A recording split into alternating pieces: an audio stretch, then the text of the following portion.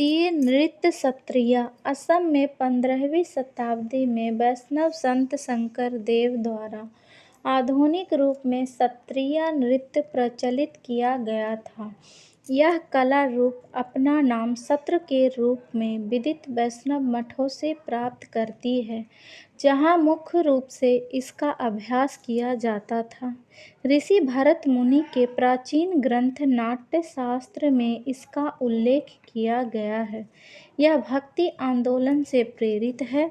सत्रिया नृत्य की कुछ विशेषताएं हैं। यह नृत्य रूप असम में प्रचलित विभिन्न नृत्य रूपों, मुख्यतः ओजपाली और देवदासी का मिश्रण है। सत्रिया गायन का ध्यान नृत्य के भक्ति परक पहलू पर केंद्रित होता है और विष्णु की पौराणिक कहानियों का वर्णन किया जाता है। सत्रिया नृत्य के नृत्य और नाट्य तीनों सम्मिलित होते हैं। अपने दैनिक अनुष्ठान के रूप में या यहाँ तक कि त्योहारों पर भी भोकोत नामक पुरुष भिक्षुओं द्वारा यह नृत्य समूह में किया जाता है। खोल, सिंबल और बांसुरी इस नृत्य रूप पर संगत करने वाले प्रमुख वाद्य यंत्र हैं। गीत शंकर देव की रचना है, जिन्हें बोर गीत के रूप में जाना जाता है। खोल का मतलब ढोल, सिंबल का मतलब मंजीरा। कदम ताल के साथ तालबद्ध शब्दांशों और नृत्य मुद्राओं पर बहुत जोर दिया जाता है। यह लास्य और तांडव तत्वों को संयुक्त करता है। सत्रिया नृत्य परंपरा ने हाथ के हाव भावों और कदम ताल के संबंध में कड़ाई से नियम निर्धारित किए हैं और यह बहुत ही महत्वपूर्ण भूमिका निभाता है। नर नर्तकों द्वारा पहना जाने वाले वस्त्र धोती और पगड़ी है।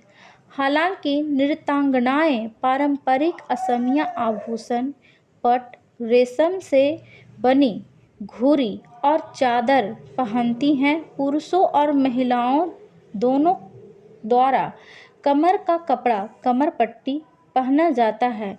आधुनिक समय में सत्रिया नृत्य दो अलग अलग धारणाओं में विकसित हुआ है: ज्ञान भयानार नाच और खरमानार नाच।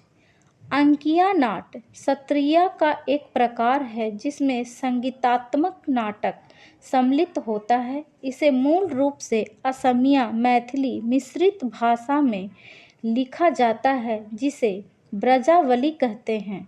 इसी तरह का एक और रूप भाओना है, जो भगवान कृष्ण की कहानियों पर आधारित होता है।